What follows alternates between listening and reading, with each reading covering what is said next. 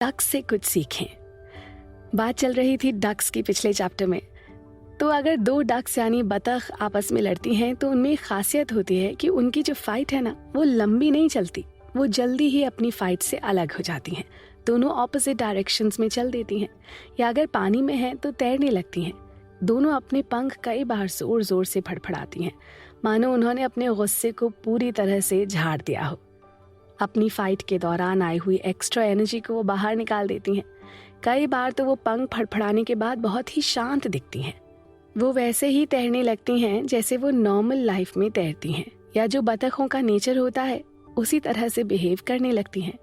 बतखों के इस नेचर ने राइटर को बहुत इम्प्रेस किया। यही कारण है कि वो बतखों के बारे में अपनी book the power of now में पहले ही लिख चुके हैं। थोड़ी देर के लिए आप इमेजिन करें, अगर इंसानों का दिमाग भी बतखों के दिमाग की तरह होता तो आज इस प्लैनेट पर इतनी वायलेंस और इतना मनमुटाव नहीं होता।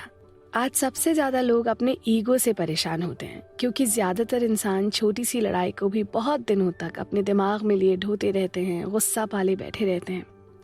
एक्चुअली इंसान एक ऐसी स्पीशीज है जो भटक गई है, अपने रास्ते से दूर चली गई है। अगर हम गौर से देखें और सुने तो नेचर की हर चीज, फ्लावर, ट्री और एनिमल हमें सिखाने के लिए कोई ना कोई इम्पोर्टेंट लेसन देते ही हैं। जैसे बतख वाला लेसन कितना अच्छा है। अगर आप किसी से फाइट करें या बातचीत करें और कुछ सेकंड्स आप अपने पंख फड़फड़ाकर अपने गुस्से को झाड़ दें और उससे मिलने वाली बैड एनर्जी को अपने अंदर से रिमूव कर दें तो कितना अच्छा होगा। अगर ऐसा होता तो भाई भाई में मनमुटाव नहीं होता। कई रिलेशनशिप्स ईगो की वजह से टूटने से बच जाती।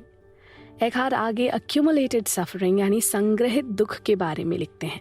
ऐसा दुख जिसे आप अपने अंदर स्टोर करके रखते हैं और उसे पालते रहते हैं। वो लिखते हैं कि अक्यूमुलेटेड सफरिंग ऐसा सेमी ऑटोमेटिक एनर्जी है जो करीब करीब हर इंसान के अंदर होती है। एक ऐसी एग्जिस्टेंस होती है जो इमोशन और सेंटिमेंट से बनी होती है। लाइफ के दूसरे सभी फॉर्म की तरह टाइम टू टाइम इसे भी डोज की ज़रूरत होती है ताकि इसे नई एनर्जी मिलती रहे। किसी भी इमोशनल सैड एक्सपीरियंस को अक्यूमुलेटेड सफरिंग अपनी डोज की तरह कंज्यूम कर सकती है। एक्चुअली ये अनहैप्पीनेस और मनमुटाव की एडिक्ट होती है। जब आप पहली बार इस बात को जानेंगे कि आपके अंदर कुछ ऐसा है जो कि time to time emotional negativity चाहता है, तो शायद आप शॉक्ड रह जाएंगे। दूसरों में इसे देखने के बजाय खुद में देखने के लिए आपको ज्यादा अलर्ट रहने की जरूरत है। अक्यूमुलेटेड सफरिंग को जब अपना पेट भरना होता है यानी अपनी डोज लेनी होती है, तो वो आपको किसी भी मामूली से मामूली घटना पर भड़का देगी, यानी आप राई का पहाड़ बनाने लगेंगे। मगर ऐसा करने वाले आप अकेले हैं। उस समय आपके पास और कोई नहीं है। अगर आप अकेले हैं या उस समय आपके आसपास कोई नहीं है, तो ऐसे में अक्यूमुलेटेड सफरिंग आपके थॉट पर पलने लगती है, उन्हीं से अपना डोज लेने लगती है और धीरे धीरे आपके आइडियोलॉजीज को नेगेटिव फॉर्म में चेंज करने लगती है।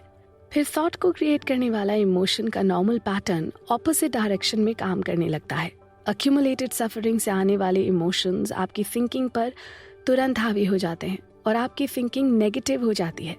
जब आप ज्यादा अल्कोहल कंज्यूम कर लेते हैं तब भी ये एक्टिव हो जाता है, स्पेशली मेन में। कुछ विमेन में भी ये तब एक्टिव हो जाता है। जब कोई नशे में पूरी तरह से डूब जाता है तब उसकी पर्सनालिटी पूरी तरह से चेंज हो जाती है, क्योंकि तब अक्यूमुलेटेड सफरिंग उस पर हावी हो गई होती है। फिर वो फिजिकल वायलेंस करने के लिए तैयार हो जाता है। कोई नहीं मिलता तो अपनी पत्नी और बच्चों पर ही गुस्सा निकालने लगता है। बाद में शांत होने पर अपने किए पर रिग्रेट करता है और कहता है कि वो अब कभी भी ऐसा नहीं करेगा। इसलिए नशे में जो भी इंसान करता है उसमें उसकी अक्यूमुलेटेड सफरिंग का बहुत बड़ा रोल होता है। यह आपको मैनिपुलेट करना भी सिखाती है। इससे सफर कर रहा इंसान कभी कभी आपसे मिलेगा तो हंसने और अच्छे से बात करने की एक्टिंग करेगा, लेकिन वो आपको किसी न किसी तरह से परेशान करने वाली बात बोलेगा या उसका परेशान करने का इरादा होगा। अक्यूमुलेटेड सफरिंग दोनों चीजें चाहती है। वो पेन देना भी चाहती है और उसे फील भी करना चाहती है। उसे वायलेंस बहुत पसंद है।